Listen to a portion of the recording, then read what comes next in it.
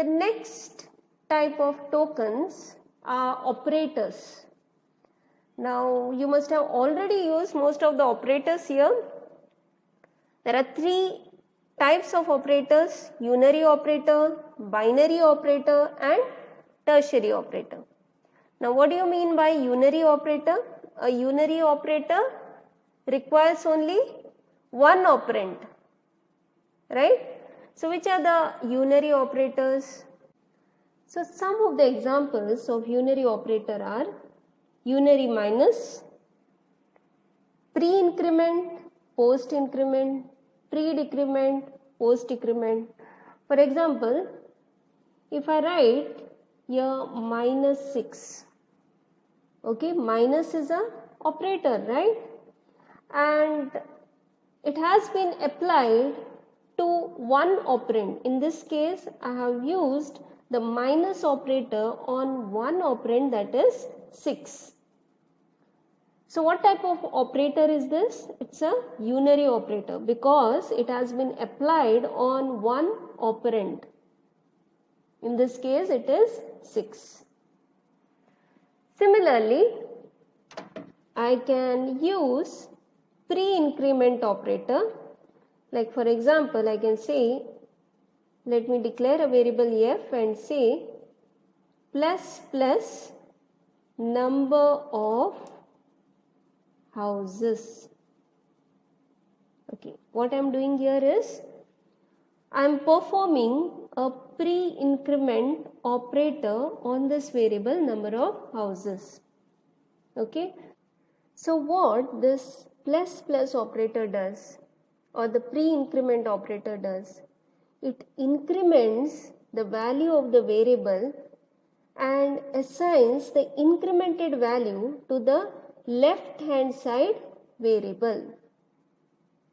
Okay, now to demonstrate this, I will assign a value 6 to this variable number of houses. So what would be the value of number of houses after applying the pre-increment operator? The value of number of houses variable would be incremented from 6 to 7. And what would be the value of f, which is holding the value after the incrementation? The value of f would be 7, right? Okay. Now instead of a pre-increment, if I had used a post-increment, what would I do now? I would add a plus plus symbol after the operand. Number of houses is my operand, and this operator, post-increment operator, is applied on how many operands? It is applied on one operand, right? That's why it is a unary operator. So now I am using post-increment operator plus plus. What would happen now?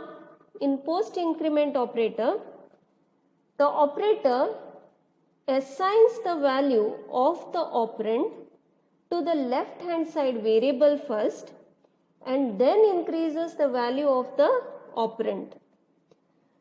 So in this case, what is the value of number of houses? Number of houses value is 6. So 6 is assigned to the variable f. So f value would be 6. And what would be the value of number of houses? The value of number of houses increments from 6 to 7. So you see the difference between a pre-increment operator and a post-increment operator. Both pre-increment and post-increment operator are unary operator. That's because they are applied on one operand. So also unary minus is also a unary operator. Let's go to the binary operators. Which are the binary operators? The binary operators are those which is applied on two operands. Okay. For example, 5 plus 3. So plus is a binary operator which is applied on two operands 5 and 3. Right. So the examples of operators or binary operators are arithmetic operators like plus, minus, multiplication, division and mod symbol. This mod symbol is used to find the remainder of a number when divided by another number. For example, if I say 5 mod 2, what is the remainder there? If I divide 5 by 2, what is the remainder? The remainder is 1. So if I want to know the remainder, I can use the mod symbol. If I want to know the quotient, I will use the division symbol. Right?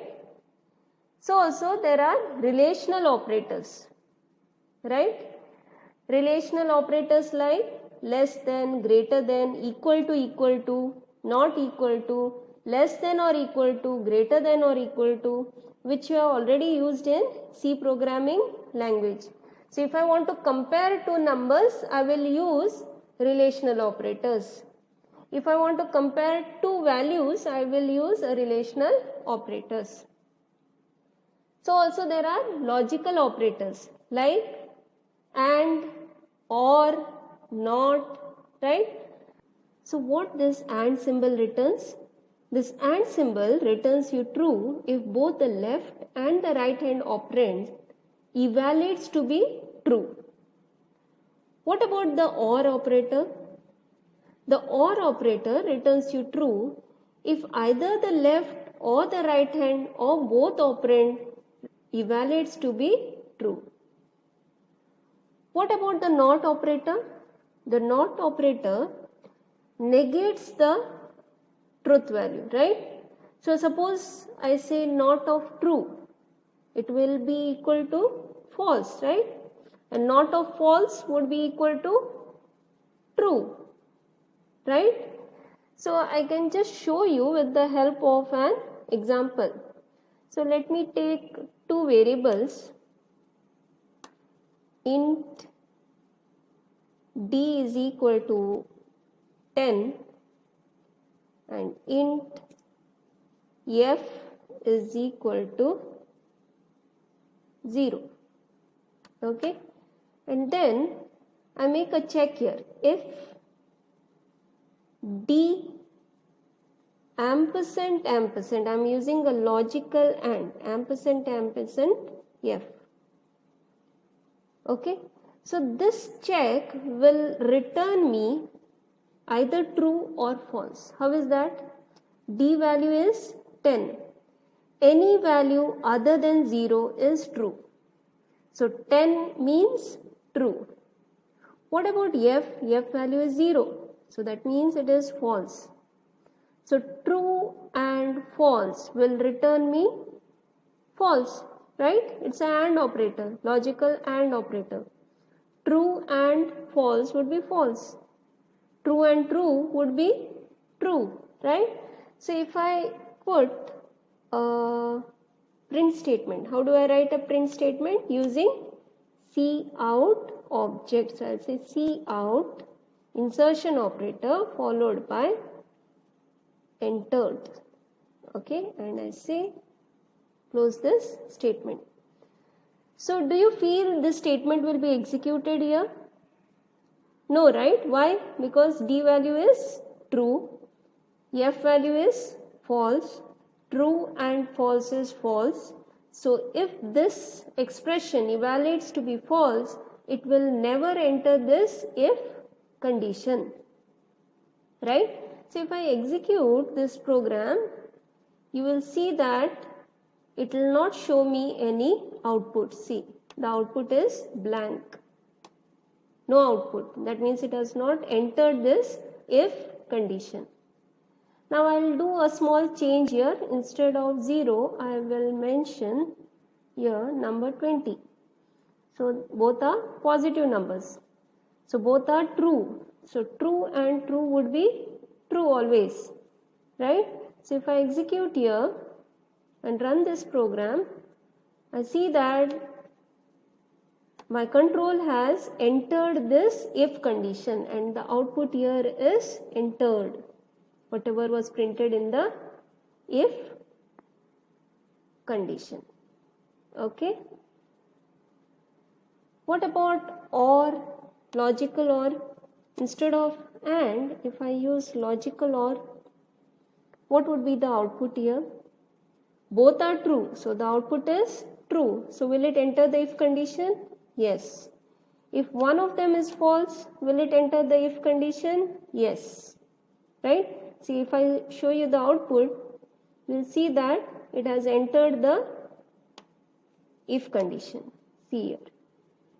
That's because I have used logical OR. If either one of the operand is true, the entire expression turns out to be true.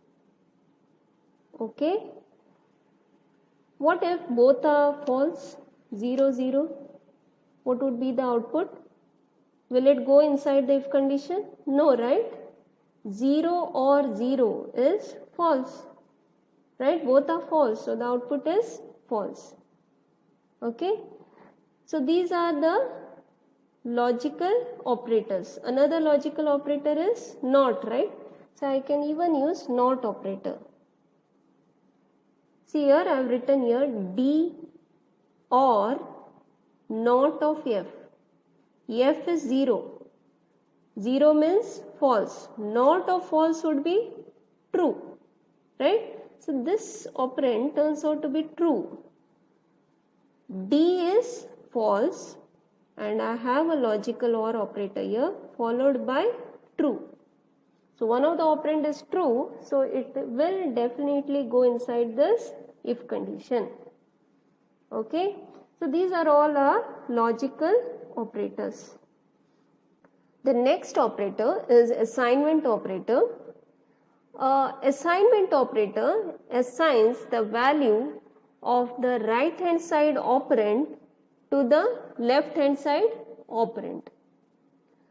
Going to the bitwise operator, some of the bitwise operators are left shift, right shift, bitwise NOT, bitwise AND, bitwise OR and bitwise XOR. Okay, so let us quickly see some of the examples of bitwise operator. So what I'll do is, I'll take two variables. To make it quite simple, let me take the value of D as 4 and the value of G as 2.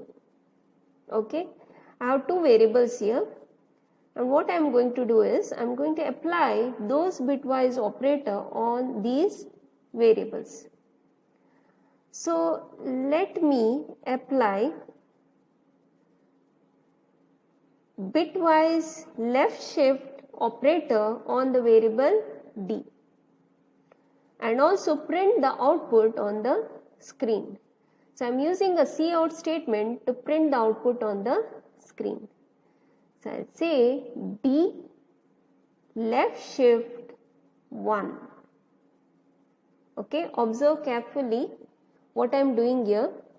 I am performing a bitwise left shift operator on the variable D. And how many bits am I shifting? I am shifting 1 bit. On which variable? Variable D. What's the value of D? The value of D is 4. What's the binary representation of this variable D?